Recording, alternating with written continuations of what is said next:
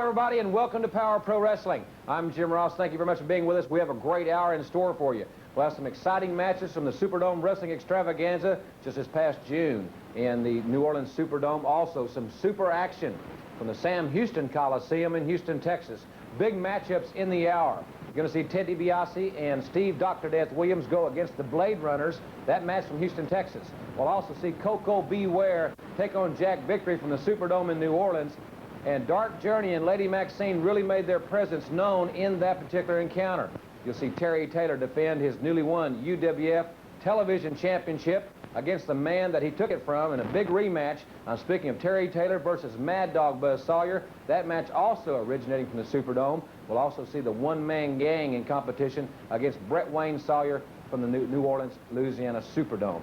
So it'll be a great hour, a lot of exciting things, some announcements we'll be making as this hour progresses. But right now, let's go to Joel Watts in the Superdome and see the one-man gang in action. Brett Wayne Sawyer going against the one-man gang. Sawyer outweighed and outsized a little bit by the one-man gang. There you see General Skandar Akbar in his black and white furnoose. 460 pounds from Chicago, the General Skandar Akbar presents the one-man gang.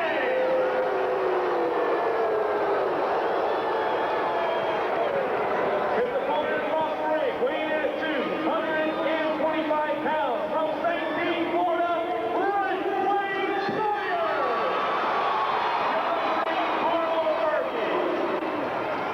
The ring announcer here at the Superdome is Bruce Pritchard from Houston, Texas. Great guy, great ring announcer, and referee Carl Fergie checking the equipment of the one-man gang. Rather copious equipment on the gang, I might add. Plenty of places to hide things in that outfit.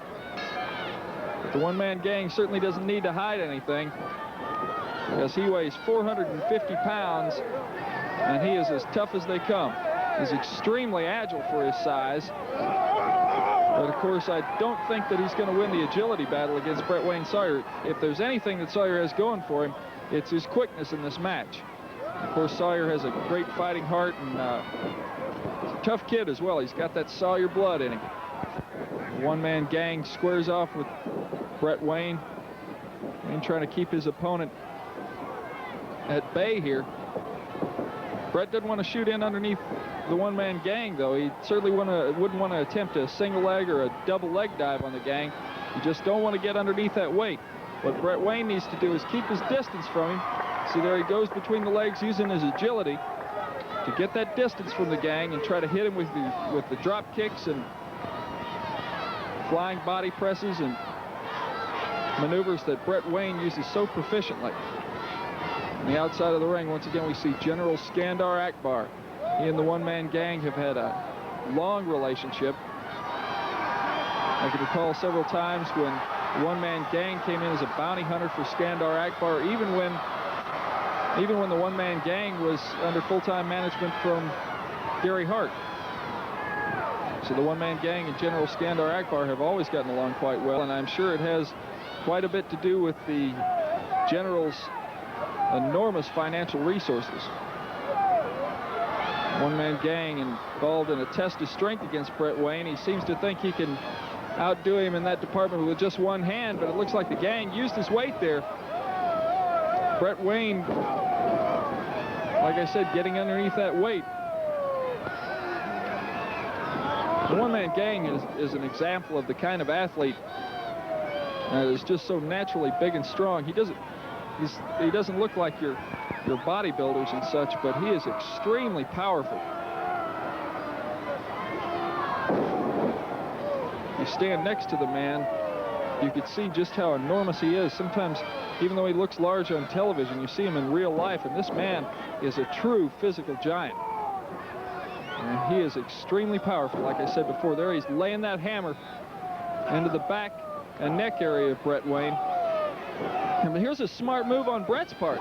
He's not exactly getting under the weight of the one-man gang. He's keeping a little distance from him. He's trying to attack one body part. In that instance, the knee. Of course, no matter how strong you are, the knees are the weak link of your body. The gang continues to press the attack,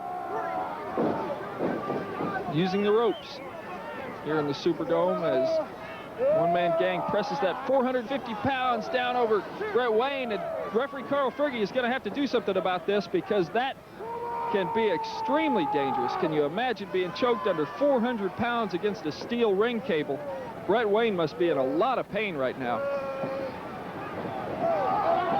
One-man gang picks him up, hoists him over there. One-man gang is using strategy even though he's breaking the rules. He's shading the count, but he's continuing to attack the same body part as he started on when using the ropes. Two infractions of the rules, blatant infractions, that the one-man gang doesn't need to use, but he does it anyway. And the gang fires Brett Wayne out of the ring.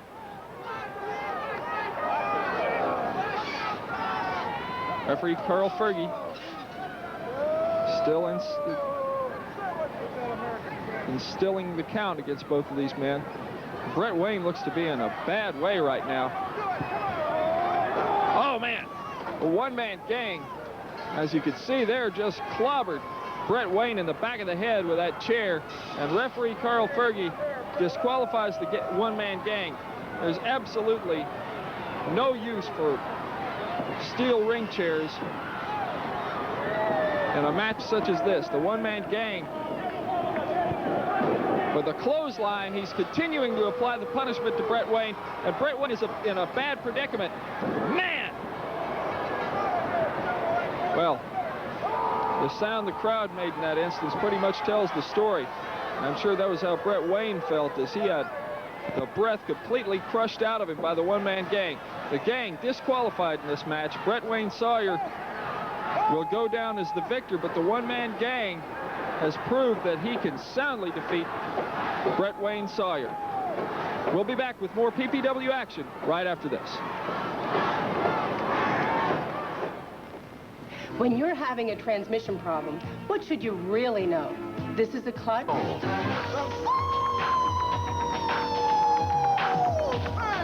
Sunday at 11 p.m. on 65.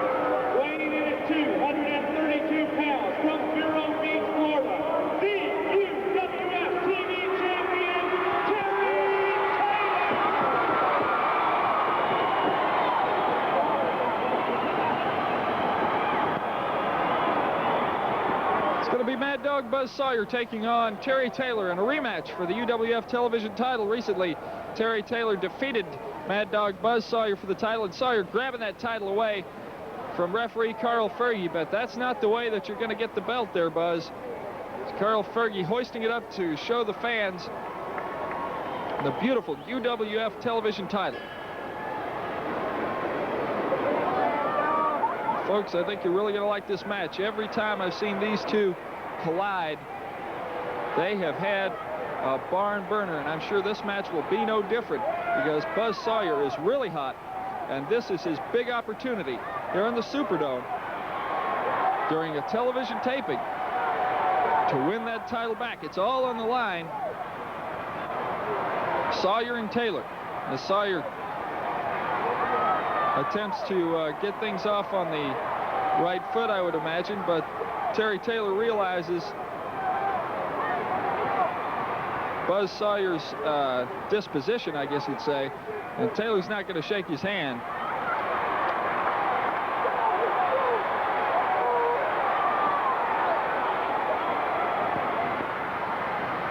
Buzz Sawyer's really making a big deal out of this. You got to think that he has some ulterior motive on his mind. Yes, he kicks into the groin of Terry Taylor. That looked to be a little bit below the belt there, as Buzz Sawyer really attacks Terry Taylor, putting the boots to him, those big furry boots. But don't let the looks of them fool you. They've got hard sole on the bottom of him. And the force that he could put behind him can really lay a welt on you. Speaking of putting welts on a person, Sawyer attacks him with those chops and those forearms across the neck and lung area of Taylor. Taylor trapped against the turnbuckles there, place you don't want to be. Arm whip. Sawyer waited just a little bit long. He hesitated for just a moment, and the quickness of Terry Taylor put Buzz Sawyer up against the ring post. Sawyer unable to stop his momentum. He came crashing into that ring post. Taylor going after that arm.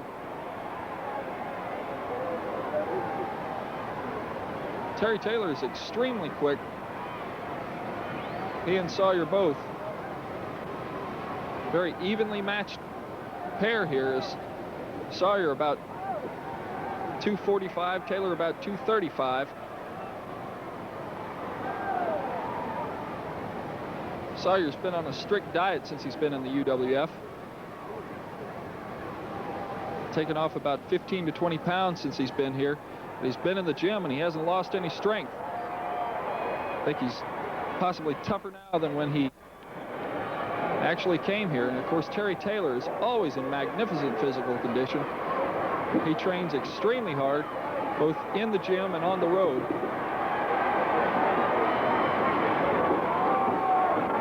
You can tell in the legs of Terry Taylor, he spent a lot of time conditioning those legs. He has tremendous power in squats and leg presses, thigh extensions, leg curls, all the leg exercises Terry excels in. Some people tend to neglect that area of their body, but the truth is, in wrestling, when your wheels are gone, your effectiveness is gone. As Terry Taylor just about put Buzz Sawyer down to the mat for the 1-2-3. Sawyer, I don't think, has lost enough power at this point, nor has Terry Taylor taken enough out of him. But Taylor, you know, when you take a guy down to the mat, you kind of wake him up to that. You're making him realize that his shoulders could be hitting that mat any second. Kind of tends to break up your train of thought. Terry Taylor still clinging to that arm bar.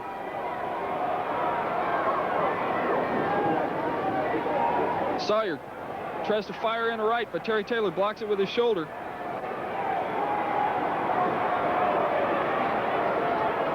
Terry still attacking the arm of Buzz Sawyer. Sawyer takes him into the ropes. He's using the tights.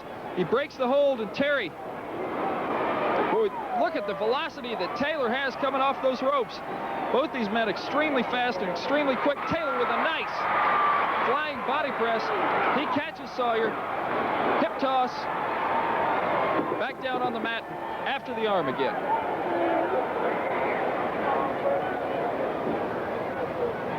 Terry Taylor is using fine strategy here and continuing to attack that arm of Buzz Sawyer. One advantage that I think Taylor has that is sometimes not counted in with folks that are this height is Terry really knows how to use his leverage well. Matter of fact, in this situation here, especially, he's using leverage on Mad Dog Buzz Sawyer. He has Sawyer's arm extended to its fullest position, thereby taking away the strength of it. Anytime you bend a man's arm completely or straighten it out completely, they lose all the strength in it. At this time, folks, we're going to have to fulfill one of our commercial commitments, and we'll be back with the balance of this match in just a moment. Please stay with us. Yes, ladies and gentlemen, after a long, long time, I told everybody when I got to Universal Wrestling Federation, I was here to be in the title scene. I didn't want to just be a competitor. I wanted to be the competition. And this right here is the proof of it. I knew going into that television match, there wasn't a whole lot of time. And Buzz Sawyer always tried to stack the deck in his favor. Well, I did a little something. Maybe it wasn't right. Maybe it was. I took Chavo Guerrero out there to make sure that Rick Steiner had nothing to do with it. And Rick Steiner stuck his nose in, and Chavo took care of business. And I knew that one-on-one, and I've told you people before that I feel like I could beat anybody on any given night. And it happened this night. I'm just very glad because this belt right here represents you people. I am your television champion, and I know I had to work awful hard to get here. But I know sooner or later that the title picture's changing, and then all the competition's coming into Universal Wrestling Federation. This TV's going everywhere, and that just heats it up more and more and makes the competition hotter and heavier and harder on me. And yes, I had to work hard to get this, but I know my work's just starting. I have to work twice as hard to hang on to this because everybody's going to be giving me their best shot.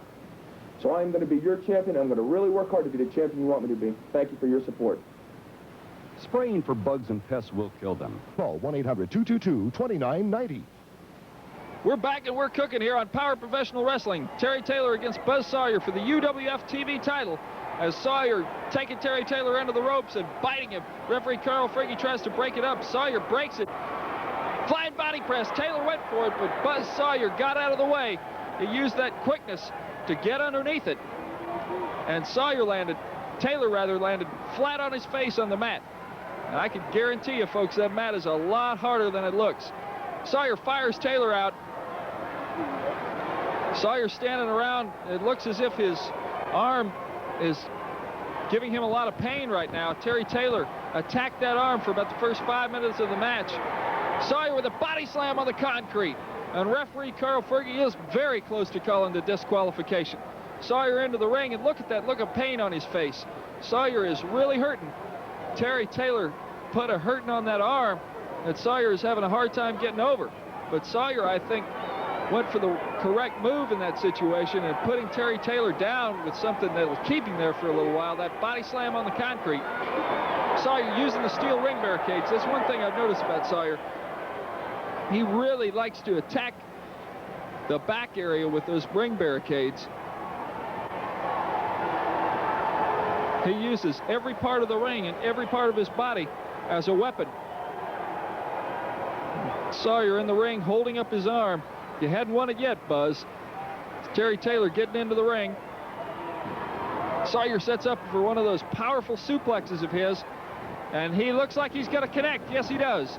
Terry Taylor down to the mat. Taylor feels the sting of the canvas, but kicks out. As Sawyer, great strategy here. Now, this is the fourth series that he's executed attacking the lower back of Terry Taylor. First, he used the body slam on the concrete. Then he fired Taylor in to the ring barricade, used the vertical back suplex, and now the bear hug. That region of the body is extremely sensitive to pain. The kidneys, the back, it doesn't really affect your breathing and lung power that much, but it certainly does put you in a lot of pain, and it can have an effect that lasts throughout the match. Taylor looks like he's trying to hook up a headlock, but Sawyer, stout as he is, sitting back down, and oh, nice suplex by Buzz Sawyer. And there Sawyer didn't hook the leg. Sawyer might have had the pin, but he didn't hook up a cradle on Taylor. Taylor is so powerful in that region. I guess Sawyer must have figured that he had that back so worn down that Taylor wouldn't have enough power to bridge, but Taylor has so much leg and hip power that he was able to knock Sawyer off in a very decent and effective fashion as Buzz Sawyer continues to apply the pressure on that bear hug.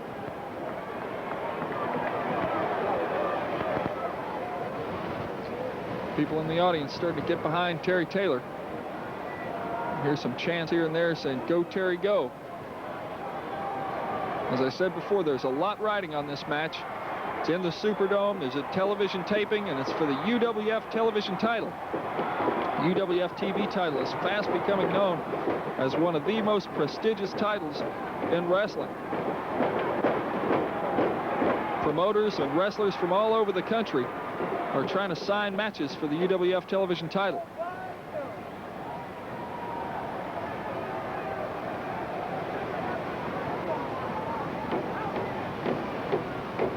Sawyer goes back to that bear hug.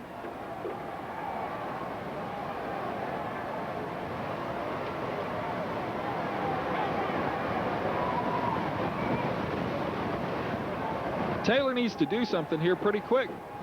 Otherwise, Sawyer's going to really wear him down. Sawyer has a very powerful upper body, and I'm sure he's, well, you can see from the look on Terry's face, he's in a lot of pain right now.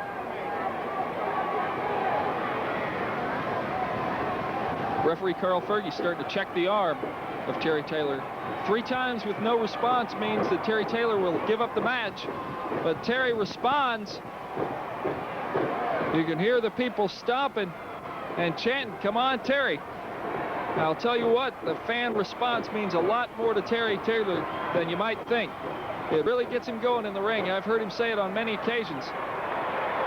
When he's got the crowd behind him, it gives him that little extra push, sends him over the edge, and here he goes. Terry Taylor is fired away with right crosses. They may not be legal, but Buzz Sawyer put Terry Taylor in that predicament illegally, and Sawyer with the power slam. Sawyer with the power slam. He's got the leg, and we're going to have a new... No! Terry Taylor kicks out. Terry Taylor kicked out, and somewhere along the line, Buzz Sawyer opened up a laceration on the head. Terry Taylor caught him with the fist. Terry really busted Sawyer open, and now Sawyer pulling out all the stops. Sawyer with a high-risk move. He goes up to the top, and Taylor catches him. 1, 2, and... Did he get 3? Yes, he got 3. Terry Taylor gets the 3 count on Mad Dog Buzz Sawyer in the Superdome in a rematch for the television title. There is now no question who the television champion is decisively. Terry Taylor with the victory as he waits for the UWF Television Championship belt. And now at this point, wait a minute, Buzz Sawyer going for the microphone. Hey, Taylor, are you closet champion? Sawyer's calling him a closet champion. You know, and all these people know, that that was a fluke. You held on tight to get back in here. As Sawyer with the challenge, he said it was a fluke, and Terry Taylor is going to back it up. Granted, the victory came at a split second there. Terry Taylor barely got that 3 count, but it was a 3 count in the middle of the ring. Nonetheless, Terry Taylor with the victory, and Sawyer is going after him. I don't think that this is an official television title match, but Sawyer and Taylor are hooking it up again. Sawyer lacerated, starting to lose some blood there, but Taylor with the Luthez press. He catches Sawyer for another 1, 2, 3. I think Terry Taylor has erased all doubt in anybody's mind who the real television champion is, as Terry Taylor defending successfully the television title. Let's go back to Jim Ross. The sensational Terry Taylor erasing any doubt that anyone might have had that he was not the better man over Mad Dog Buzz Sawyer, because on this particular instance, Terry Taylor with a very convincing victory, not once but twice, over Mad Dog Buzz Sawyer to further establish himself as one of the top athletes in the country today. Terry Taylor, the reigning UWF television champion. He's also got to be one of the top contenders for Terry Bam Bam Gordy's UWF Heavyweight Championship. And in just a few moments, we'll return to the Superdome and see Coco Ware go against Jack Victory. Dark Journey and Lady Maxine make quite an impression on the folks in the Superdome. We'll have that for you right after this. If you've ever considered entering the ever-growing... The tremendous city of New Orleans, Louisiana. Once again proving that the Universal Wrestling Federation is the #1 wrestling organization in the world today.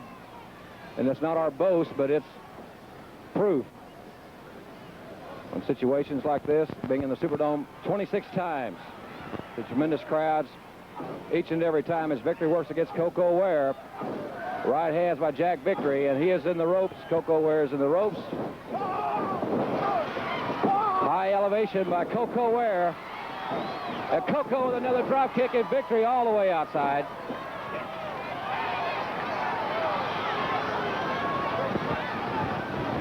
Victory and Lady Maxine outside the ring now. And this crowd solidly behind this young man from Union City, Tennessee. Another proud Tennessean.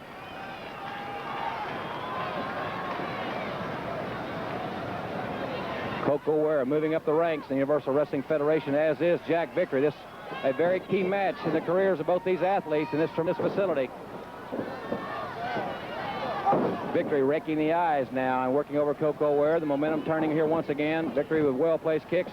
Victory, former Rookie of the Year. Coco Ware with the edge and experience. But both men know what lies in store for the winner of this match. A boost in the career for both men. A win would be a definite boost in the career of each athlete. Tommy Gilbert now trying to get victory back away from Coco Ware. And Coco firing back. As I said, Lady Maxine, Coco Ware with a right hand and another right hand. The Birdman from Union City, Tennessee. And Ware, overzealous Coco Ware, that's his style. He doesn't know the meaning of slow pace. Coco Ware will take a chance or two. More often than not, it proves to be beneficial for him, but in that instance it was not in victory now, showing that he has gained some valuable experience taking over on Coco Ware just as he has to. But victory, breaking the rules, victory has kept Ware on the ropes, literally, for much of this contest here from the Superdome in New Orleans.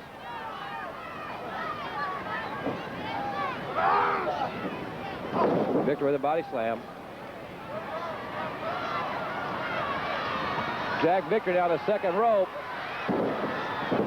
Coming off the second rope on Coco Ware. That is not a disqualification, only off that top rope. Going your opponent would be the disqualification. Now Victory, very arrogant.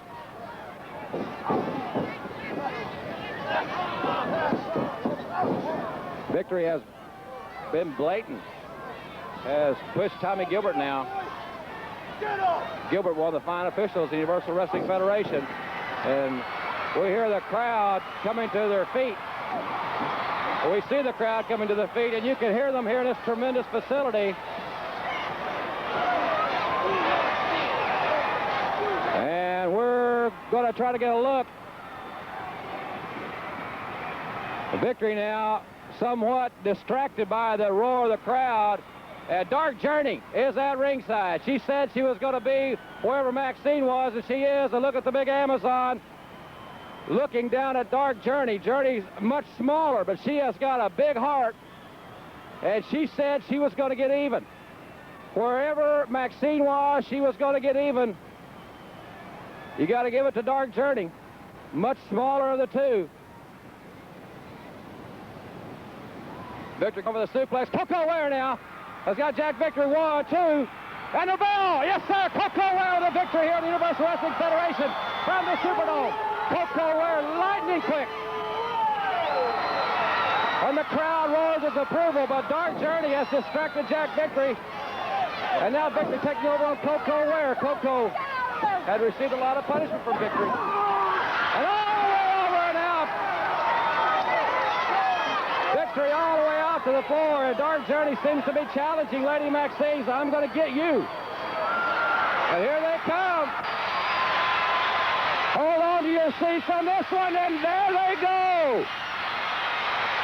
There they go, but Victory's pulling Coco Ware outside. Jack Victory throwing Coco Ware to the railing. And now it's 2-on-1, Victory. Victory's holding Dark Journey, and Maxine is really laying it to Dark Journey here. But Coco Ware, the Birdman, is back in the ring. Coco throws Victory all the way outside. And now then, is it going to be 1-on-1? That's all that she's ever asked. And she's throwing powder right in her face. She's blinded. Dark Journey wanted to get even, and she's doing it right here in the Superdome.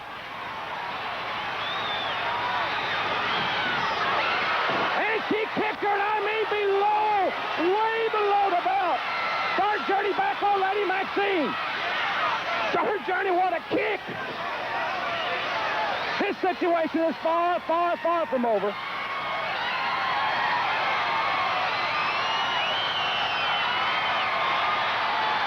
Dark Journey is not intimidated by that big, big woman. There's a lot of scores to be settled here. Dark Journey has got some measure of revenge. This is far from over, and Lady Maxine is going to feel the result of that, well, let's say a well-placed kick for some time to come.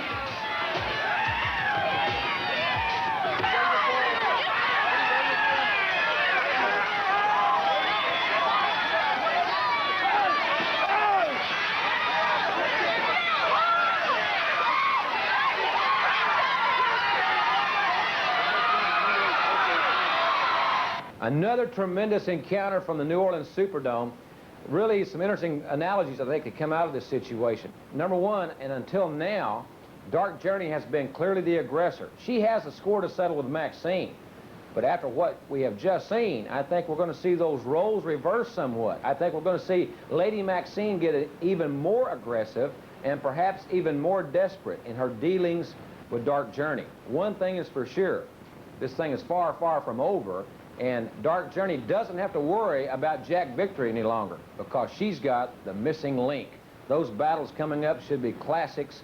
Dark Journey and Lady Maxine, they really got after it in the Superdome, and we'll be back with perhaps the greatest tag team combination in wrestling today after we return from this Time Out.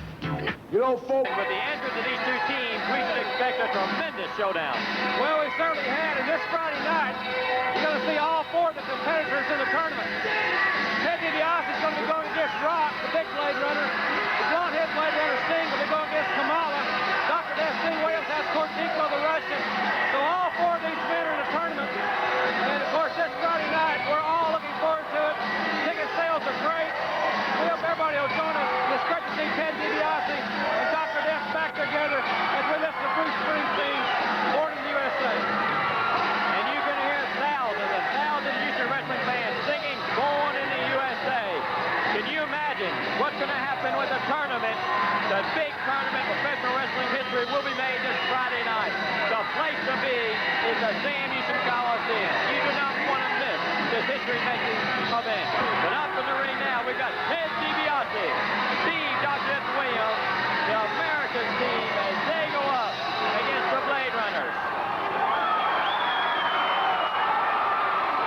And ladies and gentlemen, To finish the their introduction. opponents at a combined weight of 548 pounds, reunited for the first time right here in Houston, Texas, the very popular tag team combination of Dr. Death Steve Williams and Ted DiBiase.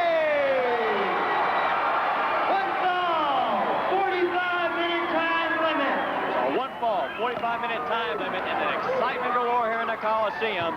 And keep in mind, this Friday night, these four superstars do return to action in that tournament that's going to make professional wrestling history right here in the Sam Houston Coliseum. Starting off the match, Ted DiBiase, as he goes up against Sting, four powerful individuals.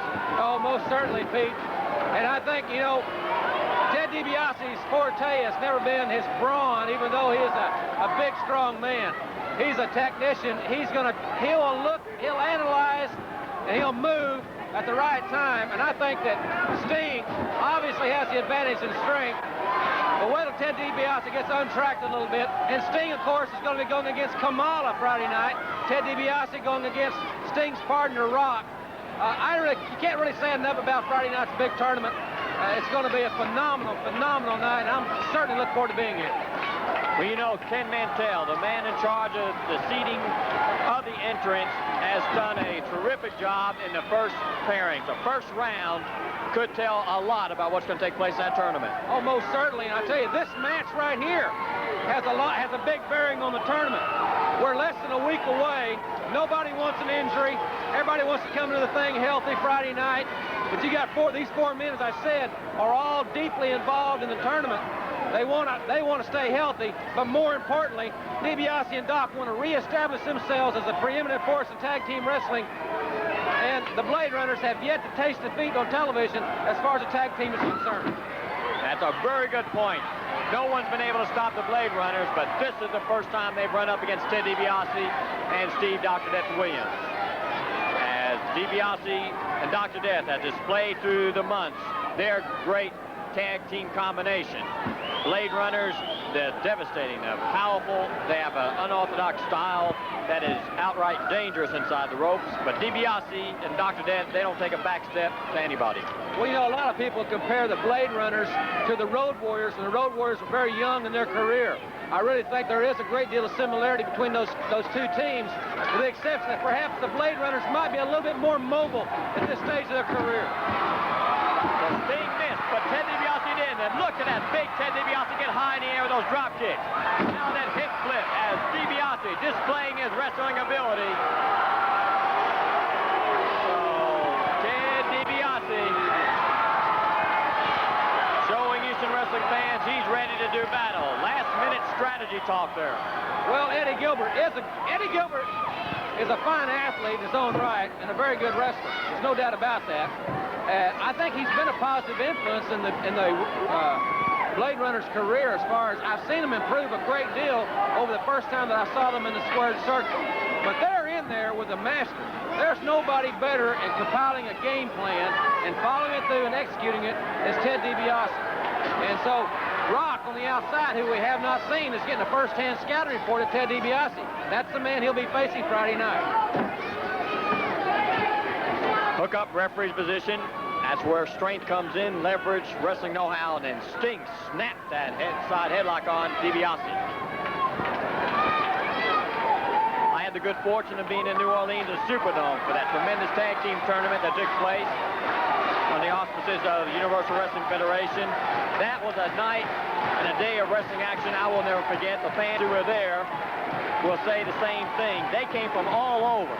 And we are urging people from all over who are able to hear this telecast to make their plans as a holiday weekend to come into Houston, Texas, and be at this tournament. It's going to be a night of wrestling action they will never forget. Well, you know, I made a comment a few weeks ago to Paul that I think it's a tribute to you and to Paul Bosch for your affection with the fans, your love affair with the great fans in Houston, that the ticket prices were not raised. The ticket prices were left to normal ticket prices. There's a price on the scale that everybody can afford, and I know that just already the people that I've talked with, most of the people here this evening have said, well, we've got our tickets, we're making plans to buy our tickets. People from all over the country are calling our office wanting ticket information, so I think you're going to see a record-setting crowd on May 30th.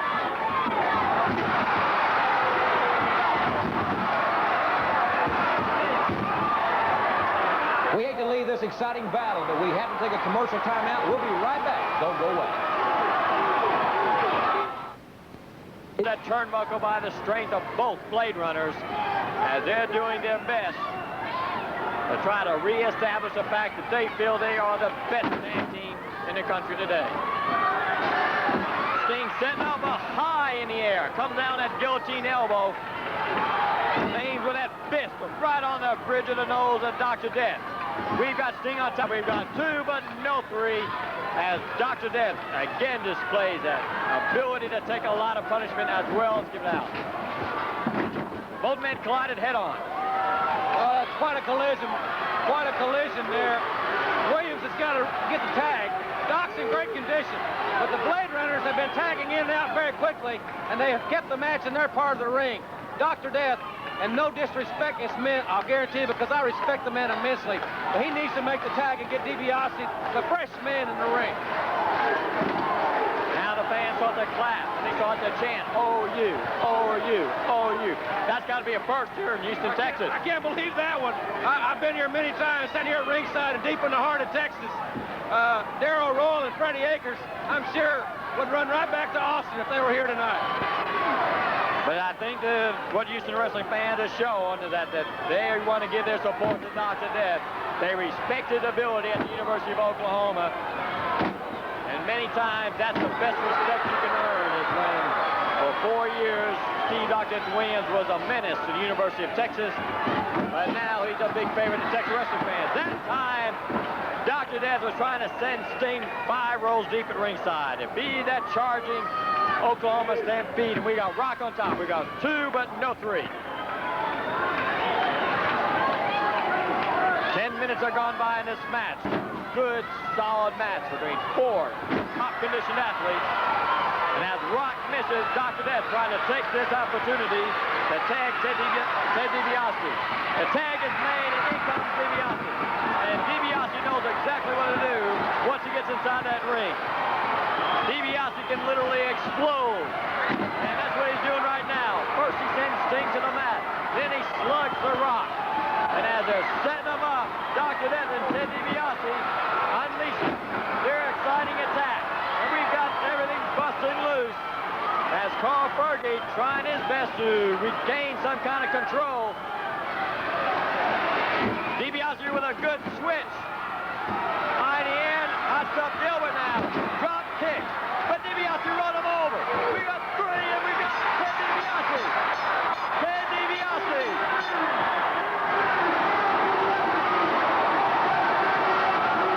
The Blade Runners, no doubt about, are big, strong individuals. But I don't think they've got what it takes inside. Now, speaking of intestinal fortitude, they didn't stand up to the test of Steve Dr. Death Williams and Ted DiBiase. I don't know how much longer they're going to last in this area. Perhaps they'll find an area that the competition is not quite as tough. Be that as it may.